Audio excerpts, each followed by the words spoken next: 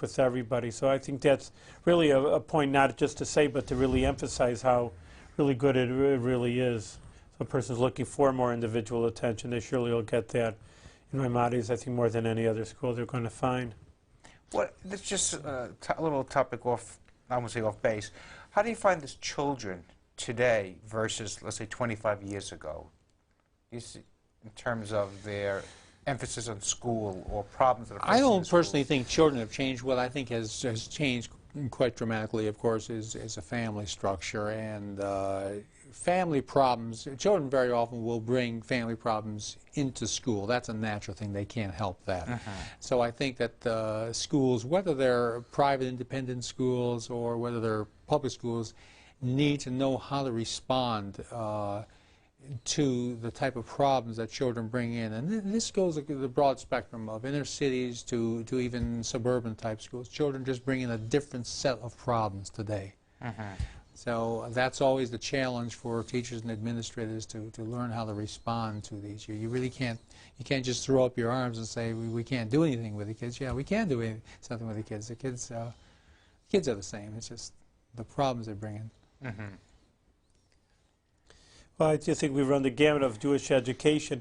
I mean, of course, you're from a more secular background. You're not the Judaica overview, but if we can talk about generally, I mean, we're talking about, and maybe as you see it, I mean, you're talking from, an administrator, of course, as a principal, but the importance of Jewish education, mainly from your experience as a Jewish-minded person, and just seeing Maimonides for the future of the Jewish people, of, again, even a bigger expanse of not the immediate community, but what's the future of the Jewish community. We have so many articles at the local paper, the Jewish World is always bringing articles, what's going to be the Jewish community in 50 years, and you constantly read these stories.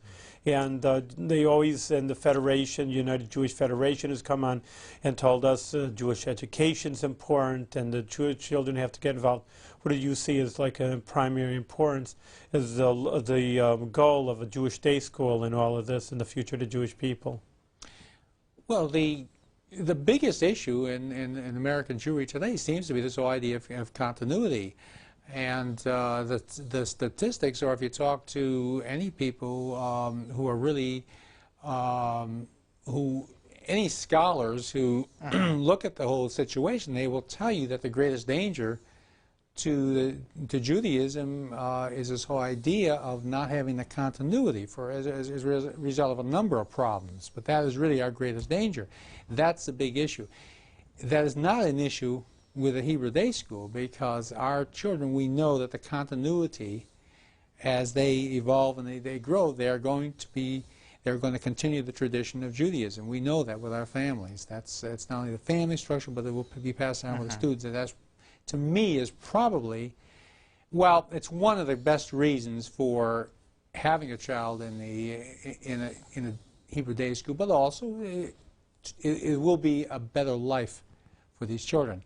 I have to tell you that I'm the best example of what students can do for you. The students are very much aware, they're really tuned in, the fact that their principal has been a public school principal for many years, for most of his career, and I don't have the background, I have not had the benefit of the background that, say, these 10th graders who have been in a Hebrew day school for 10 years have had. They assist me all the time, every day. They keep after me, they keep teaching me, they are encouraging me, they assist me putting on tefillin every day with a benching, and it's just a wonderful experience. And I realize now that... I hate to... Oh, I'm sorry. But I think, Rabbi, Well, I hate to do it, I apologize, but... Yeah, we have to go on. I don't realize move on. I want to thank Mr. Grossberg, though, and maybe we'll have to talk about maybe in next year with the Maimonides community, how it's growing. In the meantime, anybody, I'm sure, get an invitation that wants to talk to you can call up the Maimonides. Sure. Thank you very much. You're more than welcome. Thank you.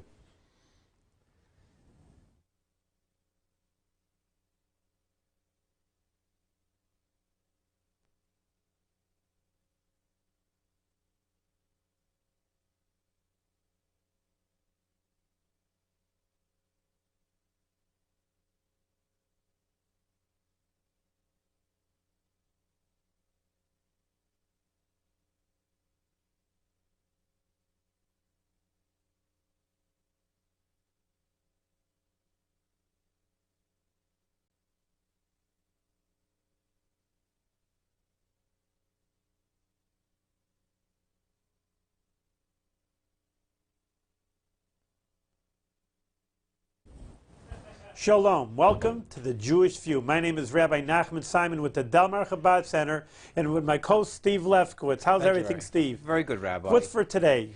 Well, Rabbi, you know, I read some in this book. They were talking about major holidays and minor holidays, and I read, and I never realized that they consider Hanukkah as a minor holiday, and yet here in our culture, or here in America, there's such great emphasis placed upon Hanukkah. Yeah, well, you know, major and minor, I know what they're saying, so I can't say it's wrong, because, for example, your major holidays, let's say Passover, which people know, Right. a Jewish person is not supposed to work. That's one of the major ideas, and there's a Right. whole formal, more service and more prayers in the synagogue. Right. And it's mentioned in the Bible. So in a sense, and the Hanukkah is not, it was obviously post-biblical. It came at the destruction of the first temple almost 1,000 years later after the Bible was concluded. Right. You can work on Hanukkah. Yeah, and there's a little bit extra to say, and not as much as a real holiday would be, like your Rosh Hashanah. As people know, on the high holidays, there's so much to say in the machzor, in the service. So in that sense, that's where they're coming from. But I cringe at the idea because minor means like it's not important. And everything is important. I mean, like I say, well, they're right in that sense. Right, you can work and you can't work, major and minor. But in that sense, where everything is beautiful and everything is important. A Hanukkah, of course, like I say, you can work. And really the symbolism and the mitzvahs is, in a way, certain simple. At nightfall, on the 8 nights, you take a menorah. As people know, the first night you light one, second night 2, and so on till 8 nights. Those are really that's the major mitzvah of Hanukkah. Well, maybe you can give an idea. When does Hanukkah come out, and what is the story of Hanukkah? The calendar is always a subject every time we talk about another holiday, because again we won't have time to go into it's really a subject in its own right. The lunar calendar, Jewish calendar, is the lunar calendar, and it comes out on the 25th day of the Hebrew month of Kislev. And because the lunar calendar, solar calendar doesn't jive so 100%, they're close to it. I mean, Hanukkah can never come on July. Right. But it's going to be either, the earliest will be late November, and like this year, the latest would come as late December. So you got a 4-week in any Jewish holiday. It's like Passover also. It's always around that time, but it's always around. It's never exact English date.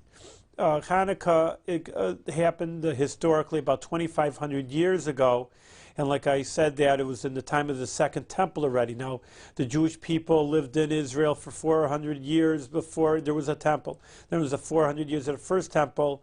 70 years they were in exile in Persia. That's the Purim story, and they came back to the Second Temple. Now, the Second Temple is made. Some people think, well, they were always free for the 400 years, but it wasn't true, because many times that the other powers ruled Israel. Now here the people should know a little bit of their own, you know, just ancient history, even if they don't know Jewish history.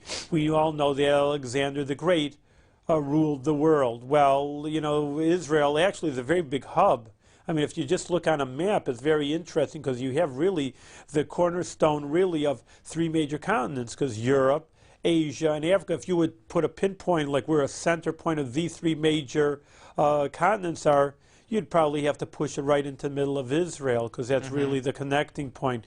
So, of course, Alexander the Great ruled the world and did take over Israel also. Now, he didn't destroy the temple, and he was actually a good friend of the Jewish people, which, you know, history is like that. I mean, just you have to look at a different perspective, like, you know, like they say in Japan. I don't know if they say that they lost World War II, or I mean, I don't know exactly, but I've heard these stories. But again, you don't emphasize your defeats, you emphasize your victories, and history is very much shaded to the perspective everybody's looking at. Now, we say today, even in history, you have women's rights. You know, they don't emphasize women's rights, and black African Americans' rights. Everything is shaded to the history is made up of so many different angles, so many different things. What may be good for one, like I say, good Columbus discovered America, is bad for the other. They say Natives Americans, it wasn't good. So it depends where you're coming from.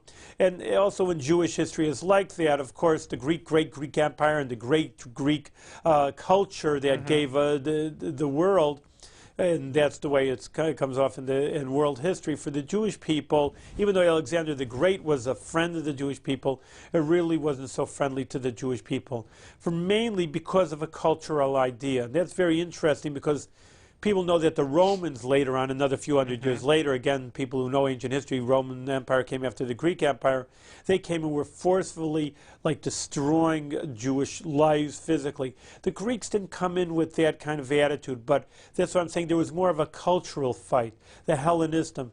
The Greeks wanted to emphasize the hedonistic, the materialistic world. I mean, for example, we still have it today, the Olympics. Where do they come from? What's the Olympics? Who can throw the disc the more? Who can run the best physically? Who's the best physically shaped? I mean, maybe the football day is like those the football people, and there's no football in the Olympics. But, I mean, that's obviously what it is. Who can swim the fastest, who can run the fastest, and all these different talents, the physical body. And Olympics come from Greece, the Greek culture, where Judaism, and that's why you don't see too many Jewish sportsmen, I guess, because it's not in the Jewish cultural life. There are very few that their emphasis never was on the physical, who's the strongest, who can lift up and who can beat up the other person and box and wrestle the other person the most. And that wasn't the Jewish attitude. It was like who can think the best, who can be more spiritual, and who can be more helpful to the human person. This was the Jewish goal. And really, that's something was a real cultural fight between the Greeks and the Jewish people, which really comes into the Hanukkah story, where the Greeks didn't want to destroy the temple. They said, well, this is beautiful. It's a beautiful temple that you have here in Jerusalem. No problems. We're not going to destroy it, but why don't you just do our way? They couldn't understand. I mean, there's certain things in Judaism, and almost are universal, that people accept. They accepted it those times, they accept it today. There's beautiful things in Judaism. But on the other hand, there are things in Judaism that people just don't understand.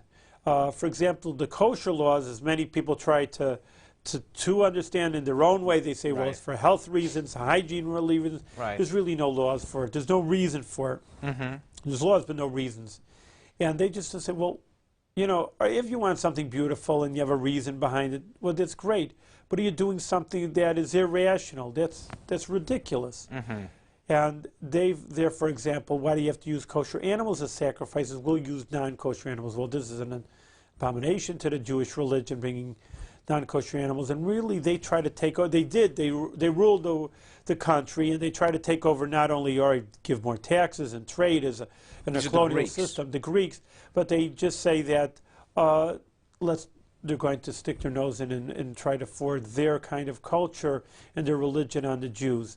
And the Jews ultimately, the truth of the matter is there were a lot of Hellenistic Jews. Jewish people were taken up in that culture, and it was a beautiful culture in their own right. It just was antagonistic to Judaism. Hellenism refers to what? Greeks? The Greek.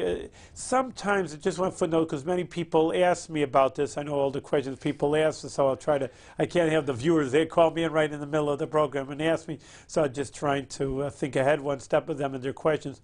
Sometimes if they'll read stories about Hanukkah, they'll say the Syrians. Say, what was the Greek or the Syrians? Well, again, that goes back to simple ancient, now simple people know their ancient history. Alexander the Great, again, going back, ruled the world, and he died very young. And then it was so great of an empire, they divided up into 3 parts. And Israel came under the Syrian part, because like the Middle East, like they are today, they were the Middle East part. And therefore, it was the Syrian armies that they were fighting too, but it really was one Greek system. It was the Greek culture. So that's why you say the Hellenistic culture, but if you talk about the armies, something like the Syrian armies came over, and the Jewish people had a fight. But it's one thing, different episodes of it. So, so now what the Syrians want to influence, take over well, the they temple? were influencing, and really, unfortunately to say, it was nice to say all the Jewish people rebelled, but a lot of Jewish people were taken up in it. And just this, I mean, maybe in trying to, and right before we even conclude the story, you could see the parallels between what was happening in the Hanukkah story to our culture also. I mean, many things people taken up so with American and the materialism of America, they kind of forget their Judaism. I mean, there's a lot of beautiful things out there in America, but, you know, and you can take advantage of them, but you can't lose your Judaism because of it. You can't stop going to the synagogue because of it. You know, all the football games on Saturday. I mean, you know, it's nice, all these, you know, it's nice and exciting, the football games, but there's temple, there's synagogue, there's the Sabbath, there's things to be done. There's learning of the Torah, which is beautiful also. Yes, there's sciences, there's college. You know, people have their degrees, but what about Judaism? How about learning Judaism? So a Jewish person has to live in both worlds and not just in either one.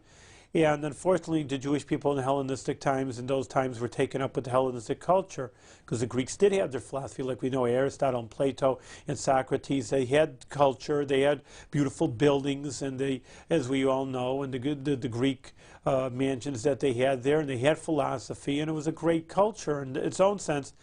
Trouble is, it wasn't Jewish culture, and Jewish people really were taken up with it. It was only a small band of people, those are Hasmoneim, as they call them in English, Hashmoneim in Hebrew, that they rebelled against this. They just said, this is impossible. We have to take back our culture. Who was the leader of that? That's Yehuda Maccabee. Those are the Maccabee. They called Maccabee. It wasn't a family name. Their family name was Hashmonaim. If you read the history specifically, the Maccabee, which you hear a lot, because it stands for an acronym, Mi Kamocha Bo'elim Hashem, who is like you, great God. And that's the acronym for Maccabee, and they had their banner.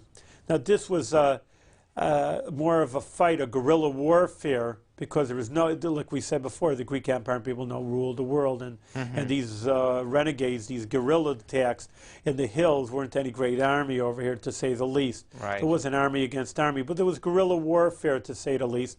But it was effective in Vietnam, so to speak. So it was effective there also. But besides that, there were miracles. It wasn't so simple. I mean, I don't know if Vietnam the guerrilla warfare was such a miracle, but the Greek Empire was all there with all their tens of thousands of people, and they did actually have victories, because I don't know if the Vietnamese, not to get into that whole subject, but they were never victorious. They just ran down America. They never can say, well, we beat up the Americans there and we beat up the Americans there.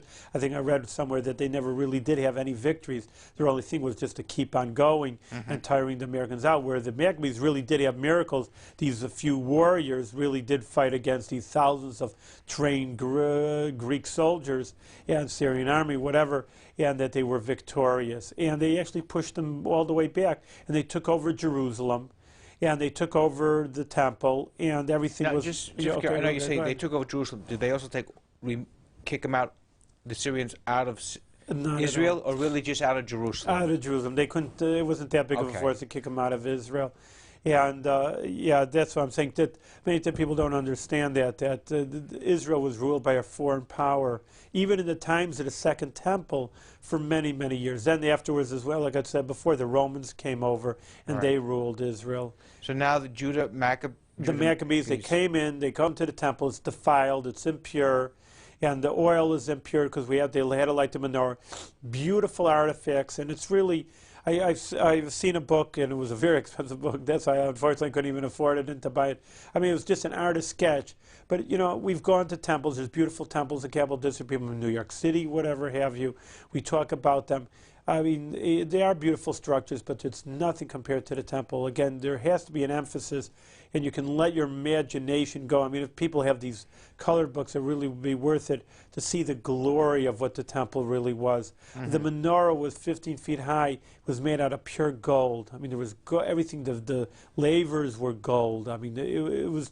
my words wouldn't be able to describe just the scene over there in the temple, how beautiful the building was and how all the artifacts. But it was looted because it was so beautiful. So any foreign army comes into this beautiful temple, that they actually were, they looted it. And actually the Ark of Titus, which is the Roman area, again, it's not the Greek area, Ark of Titus, which is still standing in Rome, shows the victory of Titus over the Israelis, the Jewish nation, and they showed people looting and taking a menorah away, because these were beautiful artifacts. So going back with the Maccabees, now they've been able to kick out the Syrians from Jerusalem. They regained control of the Holy Temple, and they went in. And they found what, some oil, which was what, impure. Well, they found all the oil was impure because it was defiled, and they had to look for, and that was a miracle in its own right, to look and find one cruse that was sealed with the seal of the Kohen Gadol. Again, what we were saying always is something for today. When it comes to Judaism, you want the purest. I mean, not everybody's 100%. I mean, very few people are 100%. Maybe the greatest sage of the generation is, but everybody isn't. But still, there has to be that purity of Judaism, that standard where we can hold ourselves to. And it was what, was it olive oil? It was olive oil. They always used olive oil. Well, olive oil is natural for, you know, the Middle East even today. A lot of olive trees. It's the purest oil. And they had enough oil for one day, and they said in order to purify themselves, take 7 days to purify yourself. from the impurities, and then it would take, so therefore they had to wait to the 8th day to get new oil. This one oil was good enough to light for 1 day, but it miraculously lit for 8 days. That's why we light 8 candles today. Again, another false idea that many people have. We light 8 candles because those were the candles in the menorah in the temple. It's not true. First of all, the menorah in the temple only had 7 branches. And really, there's even a law of the Maimonides. You're not allowed to duplicate that 7th branch because it's too close. You're not making your own temple now. So the 8 candles have nothing to do with they have a thing to do because it represents the menorah lighting, but it's the 8 candles are the 8 nights of Hanukkah, and that's the miracle of Hanukkah, of pure light. I see. So that's the reason why I never realized why we light for the eight candles. Yeah, that's the reason, because they couldn't get pure oil. Instead, it was a miracle. It didn't go down at all. It just stayed full amount. So that was really a miracle. And then there's what to talk about, the universal idea, because truth of the matter is that, people have gone through the Bible, and truly the Old Testament, that the people know that there was many miracles for the Jewish people throughout the ages. Biblically, even going without it, post-biblical. And the question is, it's a beautiful, you say, all right, granted it's a miracle and it's a nice story. I don't think anybody never said it was not a nice story, but there's so many great events in Jewish history. Why was Hanukkah, this story, made as, even though you started off saying it's a minor, but at least there's so many other miracles that we could have commemorated. Why Hanukkah? Why this specific story? Because I think I read somewhere there isn't that much written about Hanukkah in the Talmud? Talmud, not at all. It's like 1 page. Yeah, so that's a good question. Why do we place such a great emphasis on Hanukkah? It's a story which I really almost told you in the whole story. And there were other miracles. We can go into talking about, you say, well, can you match a miracle? I can easily match you miracles in the Bible and the post-Bible of all the prophets that had to go through. David and Goliath, I'm just saying, these are just even one that people know. So because the rabbis were very interesting, because it wasn't just a miracle of the victory over a small army over big army, because you see, what do? We don't make a big party of the victory of the military aspect. It's the light. Because military, there were other big miracles in Jewish history. Small armies beating up big armies, a small Israeli army beating up big army. But the message of the menorah is universal. The rabbis were very smart in this.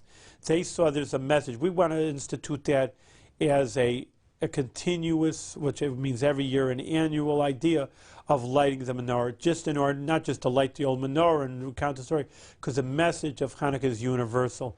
A little bit like I told you before, that the Jewish people shouldn't be swamped in the cultures of the outside. The rabbi saw that, even though they were a temple at that time, and Hanukkah at the time, but the Romans were coming. They were going to go into exile afterwards. And the Jewish people had to get this message that, you just can't get so involved. And a lot of cultures are beautiful. Greece and Rome. It was taken up. We see American people are taken up. It's the heyday. They're on top, and they're gladiators. They're exciting. Whatever. Their sports, their culture, their thinking, their new modes, the latest inventions, whatever they came up with. People get so taken up with it, you forget about Judaism. So that's one idea that Hanukkah is telling you. Don't forget about the purity of Judaism there. And be involved with the world, but like I say, no one can be 100%, holy. We're not all rabbis, we're not all righteous people, but at least hold on to the purity of olive oil, and that, like oil penetrates, that'll penetrate yourself also. And just, you can, people, it's interesting, if we'd have a group of 10 people and we'd say, here's a Hanukkah story, and everybody, but people know Hanukkah at least, even if they don't light their own menorah. And they'd say, well, what do you get out of it? And you see people have different angles to it, different appreciations of anything in Judaism, which is really beautiful. But just, again, the Rebbe brings out, of course, many ideas. You don't light just 8 candles every night for 8 days. 1 first night, 2 the second night. Shows the increase. The Rebbe says 1 light is not enough. 1 was enough today. It's not enough tomorrow. So that's another lesson. You have to always constantly be the increase of giving light. There always has to be a great deal of increase. That's a constant idea. And also it's interesting, as we said, it's always around the December, the equinox of winter. Really, in the solar calendar, it's the darkest time of the year. What do the Jewish people do? we make light. We show light in the menorah. So many ideas. We can really go on. Many people have, I mean, for 2,000 years, people have been discussing Hanukkah. There's been a lot of thoughts, but these are probably the major thoughts that have come down, you know, And where would universal. you place the menorah? There's two different ways. Many people remember on their table, but really there's an idea of Persuma Nissa, which means the publication of the miracle, not for only us to know about it, but everywhere people put in their windows. That's why the idea of putting up menorahs around, because you don't put up your matzah around. I mean, comes Passover, you don't put your matzah and make a lit up matzah somewhere in your window. But it does have this idea of from rabbis that they said, our sages have said you should publicize it by letting everybody see the menorah. So you could do it on your table, or you could light it in the window. People even do it in their doorway, but now when we're in the winter, it'd be too windy. But I saw one person once, and this was when I was in Florida. Right. It's like it's better weather, but still it's windy, and he put like a glass kind of with a hole in for the oxygen, because obviously the fire won't light. But they put a big glass case over it, and he put it right in his doorway to the outside, you know, like a little gate. So that was one way that he did it. Now, I noticed some people I see, they have with candles. You can also use what, olive oil? You can use any. Are you? Olive oil is good, because olive oil is the best, because that's the miracle happened with olive oil. And but people could use candles. They should be lit for a half hour. You know, those colorful candles that everybody Right. sees in every grocery store, really. Right. That they have. It's so universal, Hanukkah. They last for, you know, they make it exactly I think to the second. You know, they make it to the half hour. So those are acceptable. Except for Friday night, you have to look out, because you have to light it before dark, because Shabbos is coming. They should be lit a little bit. You should get bigger candles, or something to light even into the dark, you know, into the nightfall. Are there any other things that we associate with Hanukkah, or that's special or unique with Hanukkah? Yeah, well, you know, we always like to talk about the foods over here, because a lot of people only know the holidays by the foods. And again, it's minhag, it's custom, but that's also, it's not unimportant. I mean, maybe you say, oh, well, is it so important? Well, you don't say a bracha over eating chicken soup, you know. I mean, you don't say a blessing, so maybe on one hand... Well, you should have. I bet you never had my grandmother's chicken Oh, soup. yeah, you're right. Right? It would be worth a bracha and any blessing. But on one hand, it's important. So that's why you started the conversation also between major and minor. I hate to say minor, because you're right, but it's minor. You don't take a blessing. It's not the most important thing in the world. On the other hand, it is important. It's important for people to keep up with the customs of Judaism. So to say it's minor and unimportant, really, I don't think does service to Judaism in that sense. I mean, if they understand it's not the major mitzvah, and it's not the worthy of blessing. All right, they're right, but it's important. I always think in terms of when you associate Hanukkah and with food, I always think of things that are fried. Excellent. Well, that's because fried is with oil. And oil is what the mitzvah is all about. So donuts are made that way in Sugiyot, and in Israel they have that a lot. A lot of people make latkes. It's really more of a culture. It's interesting because, you know, our ancestors, most American Jewish people, 90% of American Jews, come from Poland and Russia, the Eastern Europe. And what did they eat? Potatoes. Right. You know, potatoes. That was their big potatoes and beets and borscht. That's what you had a lot out there. And potatoes or latkes fried in oil. That's simply what it is. So therefore oil. But in Israel they use more like donuts. They have that more kind of, you know, the fried in oil. But those are important. I see. And what is the purpose of the dreidel? The dreidel is very interesting. Again, a cute little custom that's come down through the ages. One of the Greek forbidden objects of the Greeks was learning Torah. And it's very interesting because when you see what's so important to your enemy must be super important. You know, they understand where they're going after. You know, where armies are not going to, if you see an enemy army where they're going after, you can understand that must be the other guy's headquarters. I mean, it must be, they're not going to go after a minor post. So too in Judaism, in a way, sometimes you see where the evilness goes against the Jewish people. And sometimes you're aware, well, what's so important? You can almost learn from your enemies in that sense, where they think is the most vital aspect of Judaism. And we talk it so many times as education of the children, because the children are not educated, and really you can look around in America today, because they're really, the people who have less education assimilate the fastest, and they wanted to go after the children. You know, again, in what we said, culture of, you know, you want to raise up kids to be good Hellenists, to be good Greeks, you educate them in the proper way. You want them to be good Jews, you give them a good Jewish education. It's almost as simple as that, and it's almost as obvious as that. So the Greek soldiers would see a school learning, you know, I don't know exactly what their punishment, they take their books away, throw them in jail, the gulag, you know, whatever, a dungeon, not exactly what, I don't know, but they would be punished. So they took out this top, a Jewish top, and they, you know, put their book under the seats and play a top, and Greek soldiers would come in. Well, all you kids, are you learning? No, we're just playing games. Oh, well, playing games, that's all right. So that was with the top, and it's come down to ages that we still play with the dreidel, the Jewish top. And there's 4 letters on the dreidel, Hebrew letters, and it's an acronym for Nes Gadol Hoya Sham. A big miracle happened there. And in Israel, they say happened here instead of there. Because that's where the place was. And there's little games and, you know, pick up the money. I mean, probably not sophisticated compared to the casinos that they have around now in New York State and New England now over here, what they're trying to bring in. But it's innocent fun. And I guess if they ever open a casino in Israel, maybe they'll use the dreidel. The big dreidel over here. That's a good one. We call it the big dreidel over here to make a Las Vegas a big dreidel. But it's a cute custom. And again, customs, again, is important, the most important note, but it's important and kids remember these things. This is what kids remember, the minhagim, the customs of the Jewish people. They fill up a full culture, you know, that they have the foods and the smells and the games of the... I've heard another custom, but when I grew up, I wasn't aware of it, but it seems to become more and more where they said, like, parents would buy for each day of Hanukkah gifts or toys or something for children, for their kids? In a way, well, there's one good thing about that. Really, there is Hanukkah gelt, which is a real custom, that you should give your child Hanukkah even the 4th and 5th night of Hanukkah. But on the other hand, this idea of gifts, unfortunately, is more, I think, that's a copycat of Christmas. You know, there's all the Christian neighbors are giving their kids all these, you know, gifts under the Christmas tree. Well, you know, we got to give our kids gifts also. So it's really not that important. There is the idea of Hanukkah gelt. Gelt in Yiddish means money. Give them a prize. But overdoing it, I'm sure the manufacturers and the producer don't like me telling this, but it's not that important. It's not important at all in Judaism. The American economy. Oh, yeah, I get this right. Telling everybody the custom. But that isn't that important. But it's nice to give kids. Gelt is a thing. I mean, to give a kid a little bit of a gift. Obviously, we don't have to overdo it. So in terms of the religious end, I mean, it's a day that one works, and there aren't any special extra prayers? There is a few. Yeah, we just have to have. So we'll just end off with a note of praise. There is a prayer, Al Nissim.